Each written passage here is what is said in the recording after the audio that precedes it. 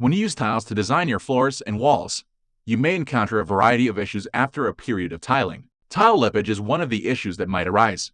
However, tile lippage may not appear to be a significant issue at first glance, but you have to know how to fix lippage on the tile floor. Because it's a typical tiling occurrence, you'll assume it won't cause you any problems.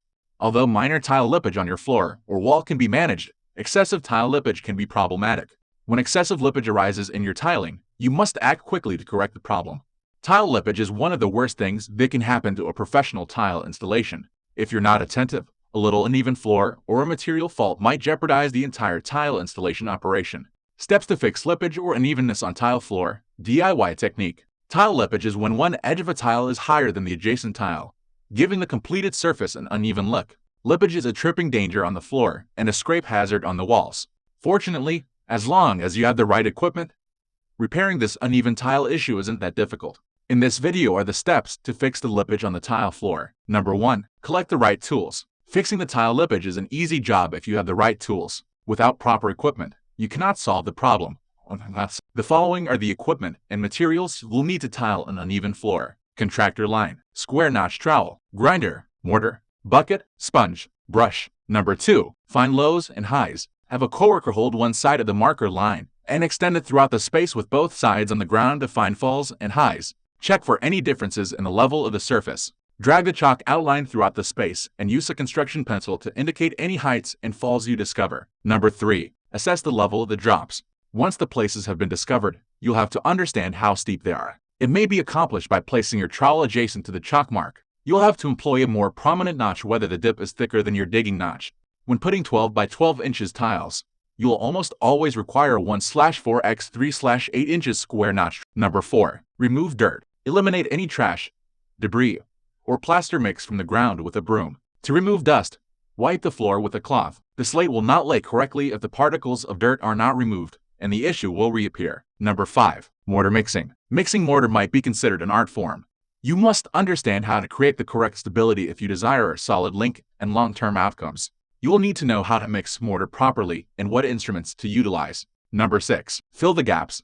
Apply the thin set across the dips outlined on the ground using your spreader. Pull it over the ground in a straight line, attempting to make even traces. Remove any surplus thin set using the trowel's flat edge. You may lay it out on the walls or the ground if you have enough room. Ensure that the coating is uniform and thin. Number 7. Place the tiles. Put the pieces in place utilizing tile separators to ensure that they paste. Use a scale to verify everything is leveled after they're in place. Eliminate the elements, whether they are too steep or too lower, and either wipe off any thin set, or adhesive, or add additional. Carry on in this manner until all of the tiles are equally spaced. Number 8. Let the tiles be dried. Allow 24 HRS for the panels to settle before grouting the spaces. Apply the grout properly with a grout float. Using a clean, wet sponge, wipe away the extra from the tile's top. Allow for 24-72 HRS for the grouting to dry. 5 tips to keep your tile floor even and scratch-free. You're not alone if you've been battling to clean your tile floor. You may mop and scrub all you want, but the grout won't come clean. You may have got a coating on the tile that won't wash off. The science of tile cleaning is there, and we'll share a few techniques with you. Number 1. Vacuum or mop off. Sweeping reduces damage and scratching on your tiling by eliminating dry granules that damage the area. We recommend vacuuming or utilizing a soft dust wipe. Conventional brooms can leave behind small granules, and dirt can be dragged over the surface of a floor. Vacuums eliminate soil by, well, vacuuming it off. Dust mops collect dirt. Using door rugs and taking off your footwear will also assist in limiting the quantity of dried mud on your property. Number 2. Quickly clean up any spills. Acidic beverages or animal waste can permeate the grouting and expand the pores, allowing unclean mop liquid to seep deeper during cleaning.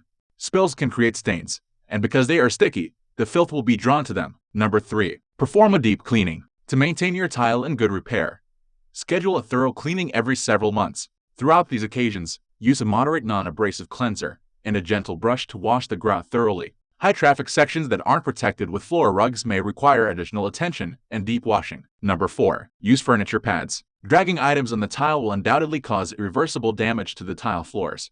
To avoid this, place soft foot pads beneath all of your equipment. Both tile and furnishings will appreciate your efforts.